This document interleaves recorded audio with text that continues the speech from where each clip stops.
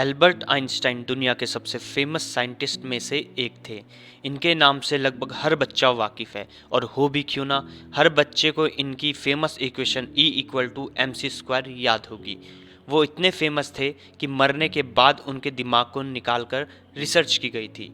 इनके बारे में जानेंगे, पर पहले थोड़ा आइंस्टाइन के बारे में जान लेते हैं। एल्बर्ट आइंस्टाइन का जन्म जर्मनी के वर्टरबर्ग में एक यहूदी परिवार में हुआ था। उनके पिता पेशे से एक इंजीनियर और सेल्समैन थे, और उनकी मां पॉलाइन आइंस्टाइन हाउसकीपर थी। आइंस्टाइन को शुरुआत में बोलने में कठिनाई होती थी। उन्हें वैसे तो जर्मन लैंग्वेज आती थी, पर उन्होंने बाद में इटालियन और इंग्लिश सीखी। पैदा होते ही डॉक्टर ने बताया कि ये और बच्चों के कंपैरिजन थोड़े अलग हैं, और जैसे जैसे वे बड़े होते रहे तो उनको और बच्चों से अलग समझा जाने लगा। शायद वे थोड़े एबनॉर्मल थे, पर एबनॉर्मल होने के बावजूद भी उनका दिमाग और बच्चों से काफ़ी तेज था। इतना तेज कि आज भी कोई उसका मुकाबला ना कर पाए। दिमाग उनका भले ही तेज था, पर एक दिक्कत थी, वो थी बोलने की।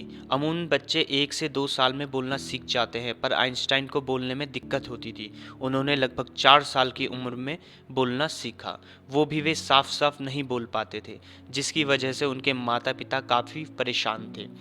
9 साल की उम्र में उन्होंने साफ बोलना शुरू किया। वो एक दिन खाना खाने अपने माँ पापा के साथ बैठे थे, और उन्होंने अचानक से कहा कि सूप गर्म है। ये सुनकर सब हैरान हो गए, और जब आइंस्टाइन से पूछा कि तुमने अभी तक कुछ क्यों नहीं बोला, तो उनका जवाब सुनकर सब हंस पड़े। वो कहते हैं कि अभी तक सब ठीक था, इसलिए मैंने कुछ नहीं बोला। वैसे वे काफ़ी मजाकिया भी थे। वे कभी सॉक्स नहीं पहनते थे, क्योंकि उनका मानना था कि जब एक से काम हो रहा है तो दो पहनने की क्या ज़रूरत है। और उनके सॉक्स में हमेशा छेद भी हो जाते थे। एक बार वो ऑक्सफोर्ड में बिना सॉक्स पहने ही चले गए, लेकिन बच्चों का ध्यान उनके सॉक्स पर ना होकर उनके बालों में था। दरअसल उन्हें बाल कटवाना पसंद नहीं था। उनकी तस्वीरों से ही पता चलता है कि वे बाल ना के बराबर ही कटवाते होंगे। इतने बड़े साइंटिस्ट होने के बावजूद भी उन्हें फ़ोन नंबर, एड्रेस याद नहीं रहते थे। ये बात सुनकर आप चौंक गए ना, पर यह सच है। लेकिन साइंटिस्ट होने के बावजूद वे बचपन में काफ़ी बेवकूफ़ थे। क्लास में उनकी गिनती बेवकूफ़ बच्चों में होती थी। इसका मेन रीज़न हम ये कह सकते हैं कि वे मैथ्स और साइंस के अलावा किसी और सब्जेक्ट में पास नहीं होते थे।